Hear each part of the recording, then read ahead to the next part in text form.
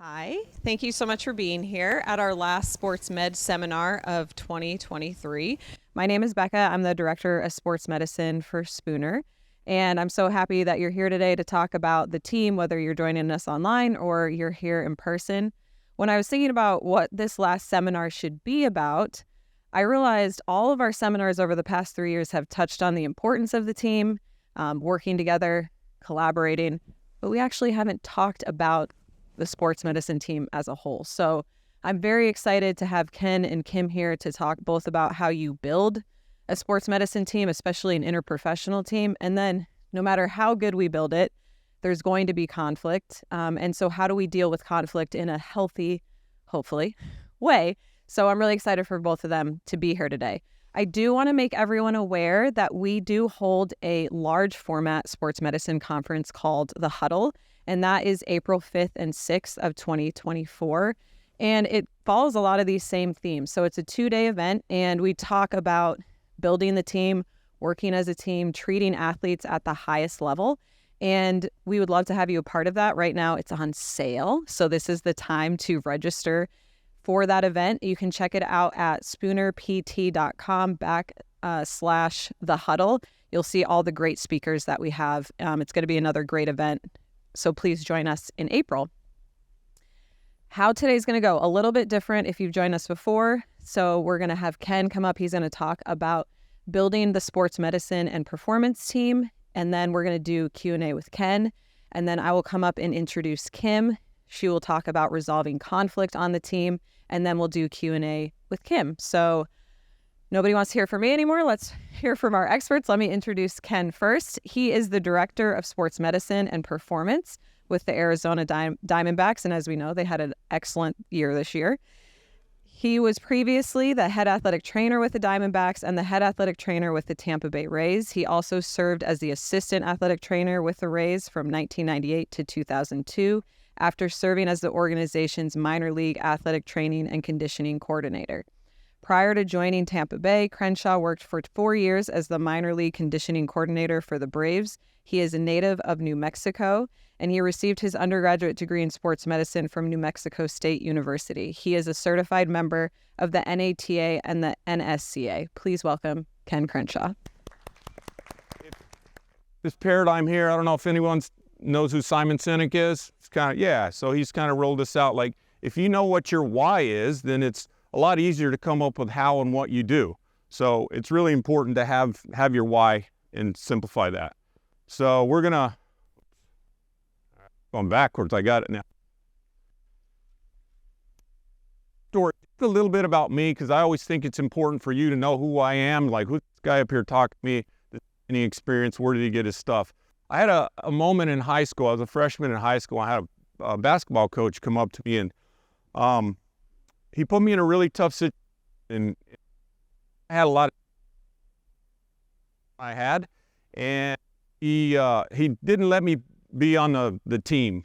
Basically, he said, "Hey, you're not going to make the tournament weekend." You know, one of my buddies who I knew I was better than made the team, and it was just like he did it on purpose. And later on, I understood it, but in that moment, I kind of went through the, poor, accountability, saw his fault. I came. Then in practice, I showed up. I was kind of half speed. Pulled me over to the side, and he said, "Hey, do you know you didn't make the team?" And I'm like, "No idea." And he goes, "You got more talent than anyone out here, but until you learn how to work hard, until you bring it every day, you'll never be as good as you should be." And it gives me chills to this day to think about it. So from that moment on, he built me up.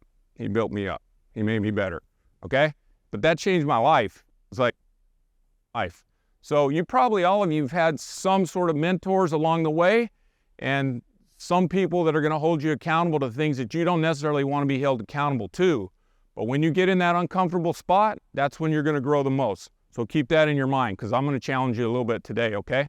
So I've made a lot of mistakes, my 35 years, but what I've figured out, if you don't get anything else there's more power in the team than there is, okay? There's always more power in a group of people than there is in you. I'm just a small part of an extraordinary team. And as Becca said, we had an unbelievable year this year. So it's always cool to see it all come together. I put this up there because I want to know what commitment level the people are that I'm working with, and particularly my team. And we'll get into that in a minute. But are you committed to getting on the court or in the stands? So what happens is most people live life in the stands. It's like, oh, it's easy to sit up here in the stands and talk about how Kevin Durant didn't knock the shot down and blah, blah, blah, blah. You know, and then there's this guy over here in his butt. He had to guard Devin Booker. And it's like, if you get out on the court, and I'm saying this because that's the way you're going to have to play your life if you want to be the best you can be. Matter of life, whatever it is. So I'm going to challenge you today, get out of the stands, and that sometimes being bold, getting out there. Okay, so what makes a great team or culture?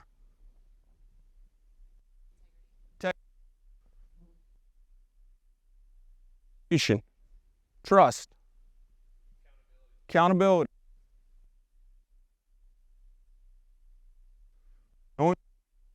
Look, everybody has a thought or an idea and they're all good, okay?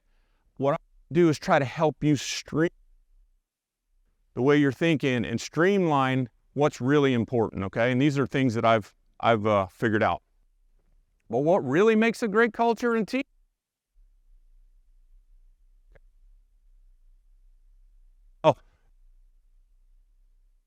The team or whatever, whoever it is, she's the leader, she's going to guide the team and direct the team.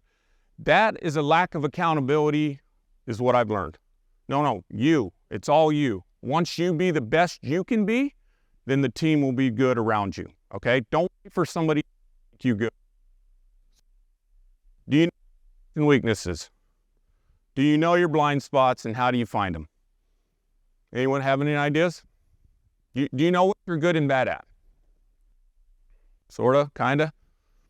Look, and most people that I work with, or my team, everybody, I'm good and bad at because my teammates tell me.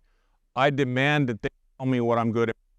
And I would say if you don't know what you're good and bad at, go back and request it from whoever you're working for or the teammates you work with. Let's have an evaluation process where we know what we're all good and bad at.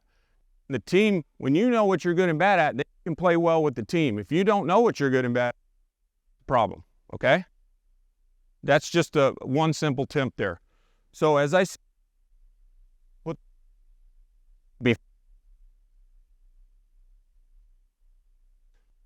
lead others if you're not good and you don't have accountability for all the things that you do.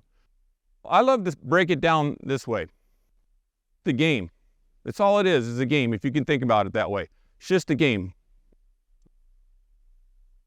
We're like, oh, it's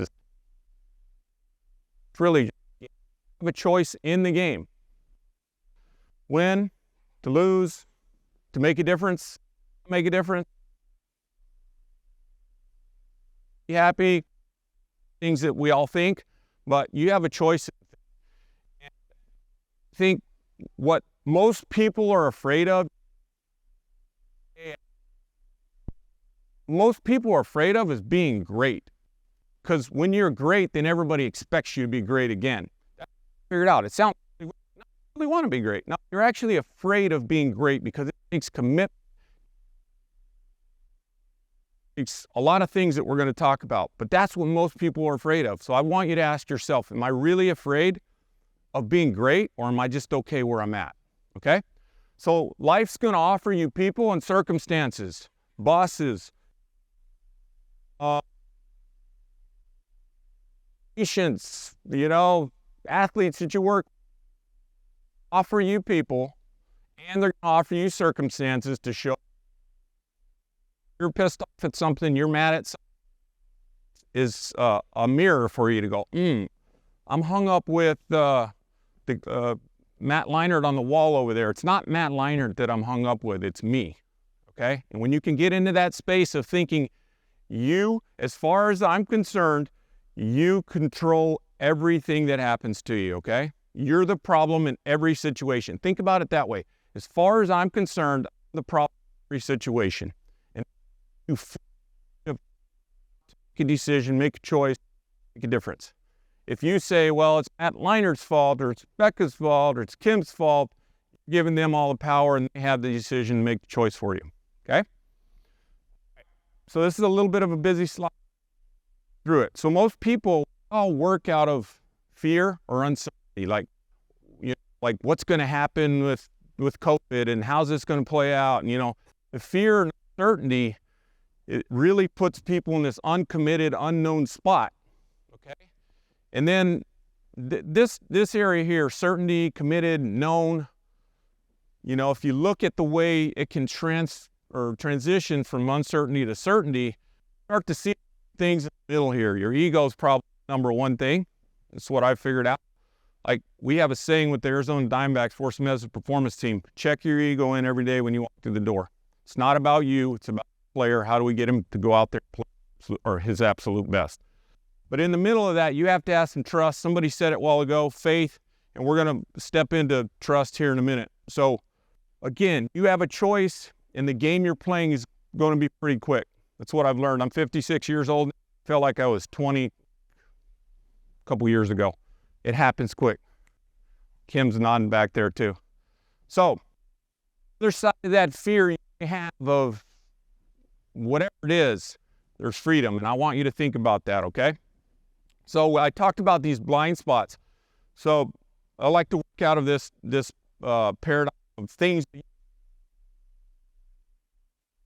that you realize you don't know, okay? If it's, say you're a medical person, how to do manual therapy, those are the things you know. Things that you don't know. Like for me, I'm not a mechanic. I have a tough time fixing my car. Or, if we're gonna make to the moon, I'd be in trouble. But I know that I don't know that. The area that you can find that'll help you the most are the things that you don't know that you don't know. Okay? And I always say it like this. It's like if I walked around and I'm like, hey, has anyone see the clicker that I had? What would you all be thinking? It's right behind you. But I can't see that. It's right behind me, but I can't see that. So that's why you need people to help you find your blind spots. But you got to be okay. You got to have the courage to take whatever truth they think is true and give it to you. But if you start asking for it, you're going to multiply that quick. Talk about this. Your point, what we all think is we're not good enough. Deep inside of every one of us, I'm not good enough, and I'm not good enough will drive you to a bad spot too if you're not careful. So that awareness, the don't know, super important, okay? And that's why you have to have teammates that help you do it. So, your point of view, I call it point of view something that most of us, we established when we were younger. The event, traumatic or not, happened to us. We made up a story about it, and then we live our whole lives thinking through that lens, that point of view. None of it's true. It's something you made up, okay? What you find out, and I'll tell you what mine is. I made it up when I was about 15 years old. My mom and dad had a separation, and what I made in that moment was I'm not important enough and the world's untrustworthy. So I walk around life, and I keep playing that same story because that's comfortable for me. Find the awareness that you need that'll help you say, oh, okay, yeah, I'm not going to play that game. That's a short game. Let's play a bigger game than that, okay? So generally, I don't have enough time to walk everybody through their point of view, but it's something I would say really stand out when things aren't going good or you have a conflict with somebody. That's the moment that your point of view will show up. Like, oh, man, I'm struggling with this person. Your point of view is getting stuck in between of those. So, and also, what happened in your past doesn't mean that's going to determine your future. So you have that choice in all this. This is one I love to talk about is just get off being right, okay? Like we all as humans, we want to go around and prove that I'm right. No, I'm right. No, I said this, right. And if you can get off of that, it creates vulnerability in you, which is a scary word for a lot of people, but it actually gives you a lot of power. You're right. What does that make everybody else? Wrong. Right? When you're right, that makes everybody else wrong. So unless you have people that come along with you and say, yeah, you are right. Yeah, you are right. just get off of being right. When you step into conversations, you're thinking about, I don't know if I'm right or wrong. Let's just hear what that other person has to say, and then maybe together we make a good decision and move forward with it, okay? We generally love to gather evidence too that we're right. It's like, well, no, I'm right, so, get some more and more and more and more and more. That'll hurt your communication. It'll hurt your whole team. It'll hurt you personally getting to where you want to go. Be able to separate your thoughts from your feelings, okay? There's times when we have a shitty morning. We take it to work, okay? We take it to our team. But you have to be able to separate, I had some shitty things that happened to me, and this is the way I'm feeling versus what you're out to do, okay? It's back to the ultimate team builder. What do you want to create? That's where I want you to work out of. If you think in the space of creation, what do I want to be? Who do I want to come across as? Then you're going to change that. So here's a simple example. Your words are going to create your world. Whatever you say you're going to be, I proclaim that I'm the ultimate team builder. That's the space I'm living into. And it's no different than this slide, okay? It's the same house, but one day it says, you drive down the road and you're looking for a new house and it says for sale. You're like, man, I like that house. It's a good house, right? You have this certain feeling about that, yeah? Okay. Next day you roll in, you're thinking about buying the house and you're like, oh gosh, somebody sold it, right? Totally different feeling, same house, same situation, just a different feeling. So you have to create that world for you. Whenever you want to step into what is your facility or your team, think about who you want to be in that moment, okay? So vulnerability is telling Devin Bann, I do a lot of work with. He runs a personal development course called The Game Changer. Highly recommend it. Highly recommend it. One of the best courses I've ever. He's one of the best. But actually, they create strength. About a team, you think self-preservation is not vulnerable, but putting yourself at risk, the team is not natural. It's not a natural feeling. But that's what great teams do. And we're going to talk about great teams. So one other thing is who you're being will outweigh what you're saying every time. So you can say whatever, and if your actions don't match up, people are going to say, well, they're going to watch your actions way before, who you're being. It's like you have to be the ultimate team builder and things that you have to do to be that, and you'll have that you ever want. A lot of people, I'm going to go more skill, I'm going to go gather more information, I'm going to do all of that, and then I'm going to be this person after all that, and then have all that around. Okay? I'm thinking that. And do your daily behaviors, that what you be down the road, okay? So be who you want to be now, and that'll transition to who you want to be down the road. I love this one. Does your audio match your video? It'd be like me sitting up here and going, and then my words came, you get, well, hey, what's going on? Your words match your actions. Are they all synced up? If you're going to have words, make sure you have actions behind them, okay? So in that personal space there, I want you to think about, I got to go play all out every day. Don't be afraid. Get on the court or get out of the stands. That's the most important takeaway of that, okay? So we're going to talk about what does a great team look like? And these are the things that I've figured out over my time are really important. You have to have an elite. If you don't have really good clay, if you're in charge of deciding who we're going to take on, I highly recommend that for any of those that are leaders in here and you get to select people. Don't just let it be you. Have the whole team. Team select somebody, guess what? We're all responsible and accountable to that person. We're never going to let them fail. But if the boss, somebody, and we don't really like them, we're all working with them. If he struggles, who cares? Let him struggle. Does that make sense? Okay? So elite selection process, and it's all about people. Who are the people you get? What do they stand for? Value with yours? Will they challenge you? Are they going to make the team better? All things you got to think about. Mental plan for everybody. Everybody has to have a plan, and that's what I'm hoping today you start getting clear. Hey, how am I going to get to where I want to go that helps the team? You have to have a plan. Hopefully somebody that's leading you helps you with that. You have to have a feedback and evaluation system. Without it, the second most important thing we do, I think, first is a selection process. Second is feedback and evaluation.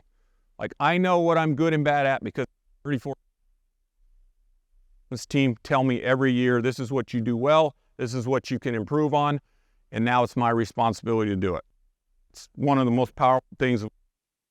I have great leadership. Every team rises and falls with its leadership. And then you have to have adaptable systems, okay? Like, phone doesn't work. Give me another microphone, let's go. Okay, so picking the best people. Always have to pick them with the same exact thoughts that you do. Sometimes that variability, system better, improve your system. So, and then, if you're part of the selection group, you have to come up with, what are you looking for? Like, how do you draw out in an interview or a survey or whatever it is? I love to look for ethics, a hard one to interview. I don't know if you're a good hard worker or not, but I know it's a prerequisite to be. I'm going to start asking people behind the scenes that work with you, that know you. Are you open-minded? Our system is pretty vast, so you have to be adaptable, be open-minded. Communication is the most important thing. We're going to talk about that here in a minute. Very critical. You just got some grit about you that's like, I'm not going to give up. Keep going. There's a book here written by a Navy SEAL called War. It has some great information in it. So let's talk about team for a minute. The high-performance teams, they always have a shared purpose, a why. The team does. They have vision, mission, values. So a clearly defined and shared purpose drives culture and synergy. That's what is when we're all on the same page. So our Diamondbacks, this is something I got to do. Luckily, our general manager saw the power in our sports medicine performance team, and he said, hey, can you do this with all of the baseball operations people? And I'm like, yeah, I'd love to sit back down and create a shared purpose. And, it's asking. It would be like, this is the team. Okay, hey, what's important to you guys? And, you're going to give me the feedback, whatnot. So what we came up with is this uncommon pursuit of excellence in all we do. That's what we stand for every day. It's kind of this mountain that we can never get to the top of, but it's what we stand for in the Diamondbacks. Our manager, Torey Lovello, loves, there was a movie, Pacino, we just got to win the, like football. I'm not a good movie guy, but he loves that. We don't have to win 5 yards. We just got to win the inch. Every play, every pitch, every inning, we got to win an inch, And so that's kind of what we, for like a year ago, and oddly enough, we just rolled this year. So it's really powerful right now, but it's kind of our why. So this is our sports medicine vision, mission. It's something we did about 15 years ago, a couple I got here, and it drives our purpose. We intertwined in with this over Diamondback thing, which didn't really start till a couple of years ago. I used to walk into the building, and when I first started, and the Diamondbacks had this like a paragraph of what we stood for, and I'm like, I've been here 18 years and I still don't know what it is. It's too big. It's too much. It has to be. We're committed to enhancing human performance as our vision. It's just kind of an overarching theme. Most importantly, to be the best sports medicine performance team on the planet. And every person that I work with in the sports medicine performance department, they know that. They can tell you what's our mission? Boom, they'll spit it out just like that. And then it helps us hold each other accountable to that. Are we committed to that, or are we just saying that? Because if we're committed to that, this is what we live every day. And then we have our values, and actually we put this deal with it because it spells out deal with it. So that's how we remember it. And we got that a long time ago. We had some Navy SEAL guys come in 2011. Things get tough and it's cold and it's wet, and their game is way more important than ours. They're playing games. We're not. We're playing a baseball game. And they, like, how do you guys deal with that? And the guy says, we just got a turn. We just say, just deal with it. My superior, he's not things I want. deal with it. And then our team took that on. This was 2011. So oddly enough, when we put our vision values together, that's what it was. So I want to talk about culture just a little bit. It's something that it's a buzzword. Everybody wants to talk about culture and like, what does that actually really mean? To me, culture is a collection of aligned mindsets. Are we all aligned? Are we on the same page? We have kind of somewhat the same values, and can we move forward? So these aligned mindsets, are all, are you a growth-minded person? That's probably the type of people, if that's what you are, you want to hang around, and you start to see the value, standards, behavior, language, actions all start lining up.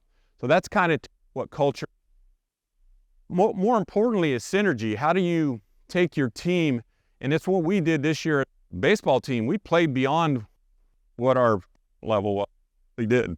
For those of you who know baseball and you watch, I couldn't even believe it. I'm sitting there and going, man, we just took out the Dodgers. Now we took out the Phillies. Both the teams are better than us. And it was because we were playing together. We were playing, like as a really tight-knit group because we had a really cool culture. So does anyone know what a Belgian horse is? This is a Belgian horse. Let's see if this works. Okay, so there's these Belgian horses. What they figured out is if they, have them pull this 1,000 pounds, all right? So what happened is they would test them, pull 8,000, the best ones pull 8,000 pounds. What do you think happens when they put two of them together?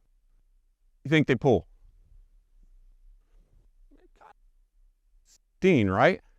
But they actually go 24,000 when you put them together. Okay? This is even cooler.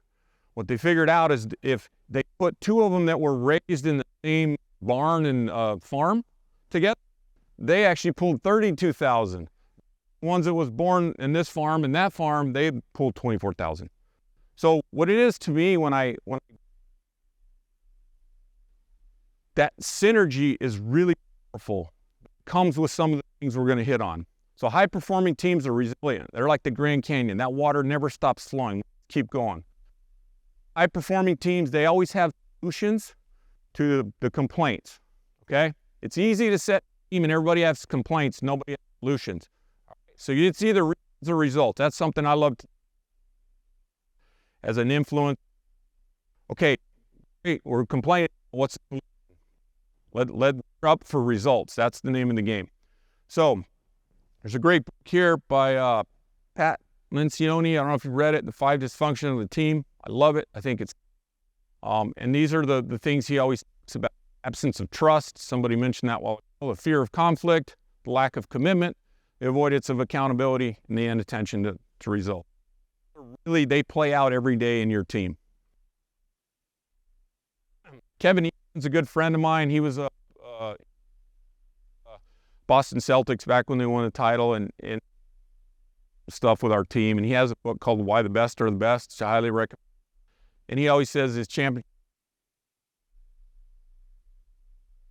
I think I'm going to get a copy of these slides too, so don't panic if you don't get them. So these are my big rocks here. When I think about the team, like what do you got to have? Vision, mission, values.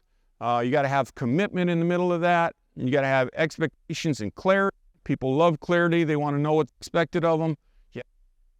Tie some of that together. You got to have accountability. You got to have connection and synergy that we just talked about. And that ultimately leads to trust.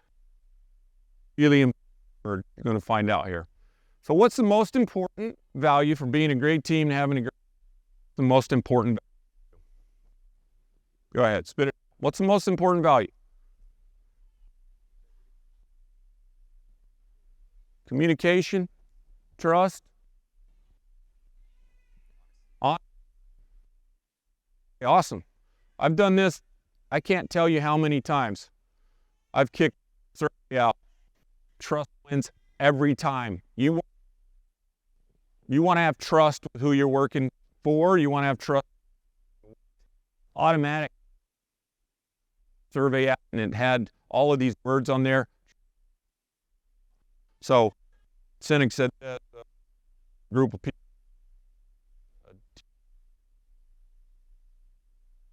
people that just work together. So these are areas that we're going to hit on real quick. action, trust, which is buy-in, accountability, communication, feedback, and feed forward. Those are rocks. So your level of commitment is a predictor of the success of your talent. So you have to be locked into that. You have to be committed. And you have to commit every day. It can't be once in a while. There's a split in this commitment road. Go one way, it's 100%. If you go the other way, it's something less. Okay? Let's move to this. So what we're committed to actions. And so you have to really get into action. You're getting out on board, okay? Results are a product of your action. You got to get into action. Warner Earhart said it's important to hear yourself that your only access to impacting life is action, okay? That's your biggest chance to make a difference is to get into action. And then what does this mean? Like trust is such a big word. It's creating buy-in, but for most people it means certain things: competence, trustworthiness, work ethics, or the answer why. And I think it's such a key word. There's no more important word than that one. There's no more important word than that one. So I really want you to dig into trust and understand what that is. I'm going to forego the story here of there are two different things.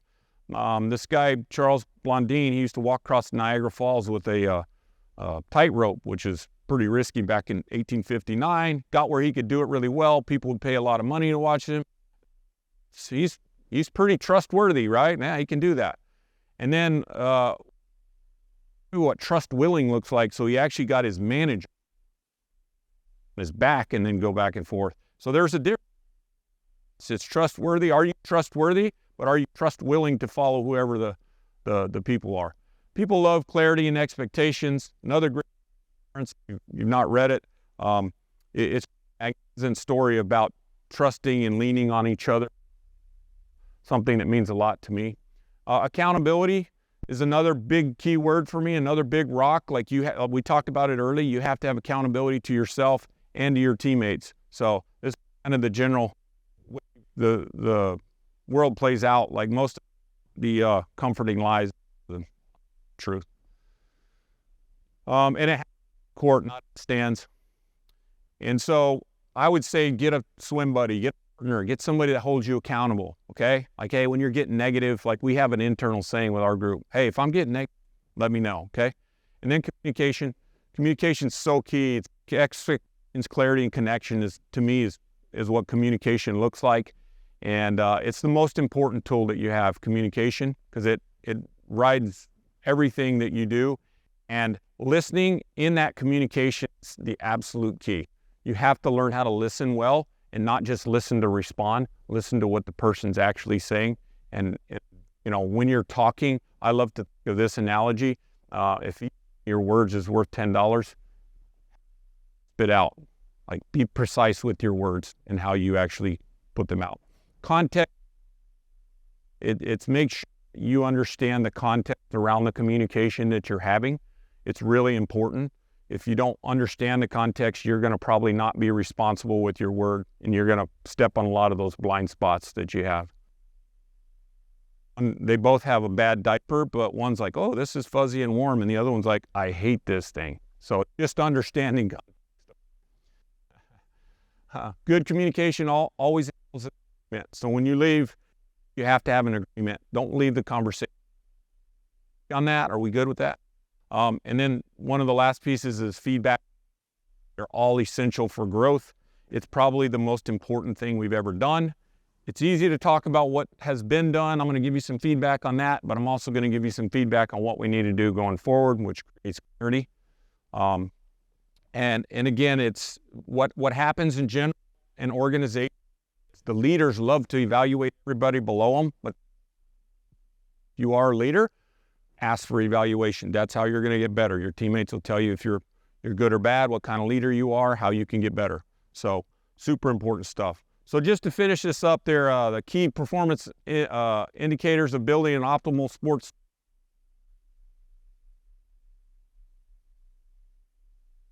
elite teams and create a shared purpose and values for your team. Rocks, and understand that trust is the most important thing that you have in your team. And the rise and fall of any team, leadership, which I don't have enough time to go into. It's a whole nother subject in itself. But I would say it's like anything else, your techniques, your skills or whatnot, study.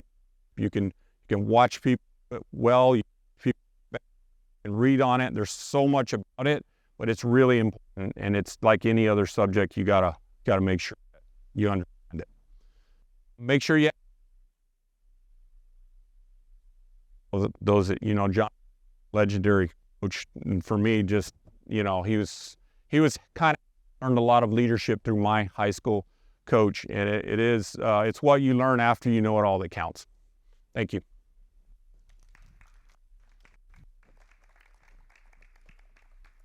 Does anybody have a question for Ken that is in here right now? I'm going to give you a mic if you do. That's called sitting in the stand. Somebody's got to have a question. Because I saw Becca sent me a list of them. There was like 15. I don't know where they came from, but I would assume this group. Good. Relating to I remember exactly what it was, but it said suck it up. Not suck it up. What was it? Deal with it. Yeah. Relating to that and kind of the communication within a team, how do you kind of gauge when to just say, I'm going to deal with it, or maybe I should be talking about this more with my sleep? Great question. Do I just suck it up and deal with it? I think, I don't know, is that optimal? Is that best for you? Probably not. If you're frustrated, go home, you're irritated, I'm just going to deal with it. My wife has been a housewife for 30 some years. She decided to go back to work for I'm not going to name the company, but it was like an orthopedic company here in town. And so she's just like, my wife's beautiful, nice. Everybody like, oh, I love your wife. I always hear that. Goes to work. She's working with these ladies, and she's doing the billing. So, she's a learner. She started learning all this, and she would come home, and I was like, geez, I lost my wife somewhere. I don't know what happened to her. She's just frustrated and ticked off, and I'm like, what's up? And she goes, oh, this work lady. Meanie. She kept saying she's a meanie. I'm like, oh. I said, oh, well, she's like, what do you mean? She goes, well, she treats me like I'm in second grade. And I'm like, okay. This went on for a couple of weeks, and I'm like, okay, well, my wife's just like, she's just such a servant and beautiful lady. And she's so afraid to step into that conversation. But it's like, hey, every day you're bringing it home, And look, we all have tough days, okay? But in that moment, when there is a time to deal with it, to me, it's like, hey, we got to be here for 12 hours today. So let's just deal with it. Like, we know we got to do that. But in those conversations that are going to create a smoother operating team and a better you, I would say step in there. Don't play a low-level game. Play a high-level game. Step into that conversation. And that's where being a good communicator is critical. And there's, it's not like in school we're taught communication. We're just not. I've learned from a lot of different people and a lot of different work and stuff like that. But you have to step into that. Don't be afraid of that. And be vulnerable in it. Go walk into those conversations by asking questions. Don't walk in and say, hey, I need blah, blah, blah, blah, blah, and this is what I think, because that makes you right. And working as well as I'd like to, you kind of work from there. Yeah. Sorry, we're just going to do one more question. Last. So I'm wondering, instead of leading followers, how do you build your team into the position where you're leading leaders? Yeah, leading leader. Oh, has anyone heard of John Maxwell? Yeah, John Maxwell's one of my guys I follow. And he always says the true definition of a great organization is that organization continues to develop next leaders. All right, we have a saying, and it's funny, I'm working a lot with our general managers. We lost our, quote, farm director and assistant farm director to another team, and we don't have anyone to replace them. I'm like, that's our fault. Now, I'm involved in it now, so that doesn't happen. We've lost up with our medicine performance team. I don't know what the count is. 20 or 30 of our people are running other teams now. Every team in the league, pretty much, Diamondback, former Diamondback. And I'm super. And we have a system. You have to develop leaders. You as a leader, serving people below you. What I do, and I told you, I'm just there to serve. If you were on my team, it's maxed out. I got nowhere to go. I'm here to make you the best possible you I can make. And part of that is leadership. And what I see in leadership is most of the time leadership telling everybody else what to do. They're not. I'm a servant leader. What can I do to make you the best you? What do you need? Where are you struggling? How can I help you? Same thing. When you serve people, they will help you. And I have a saying, if you serve others, you'll get served twice as much. And there's a book called Servant Leadership. It'll actually be in the slides if you look at it. Great book, but you have to serve others. That's what leadership looks like, and that's how you develop future leaders. That's how we've been able to do it over and over. And everybody asks, how do you guys keep producing those people? And I'm like, because we teach them about leadership. And the other thing about leadership, John Wooden had a saying, and it's in the slides. The best example of leadership is your example. So if you're a leader, guess what? All the people below you are going to be bad leaders. John Maxwell has this thing. It's called Law of the Lid. If you're a 7 leader, guess what? Nobody's ever going to be better than a 7 leader because that's who they're watching. If you're a leader, and should be your goal to strive to be a 10 leader so that the people following you will be better leaders. Okay? Absolutely important. And what a lot of people think is, well, I don't want to get that guy too good. He might take my job. I think totally opposite. You guys would be, your mind's blown if you saw the people that I work with. The talent, the people around me. I've got young guys and I'm like, they're way better than me now. But I feel good because I taught them that. And we have such a cool team that we work together. So people, because it's back time. Most people go around serving themselves, serve others, and you'll get it back times 10. All right, thank you.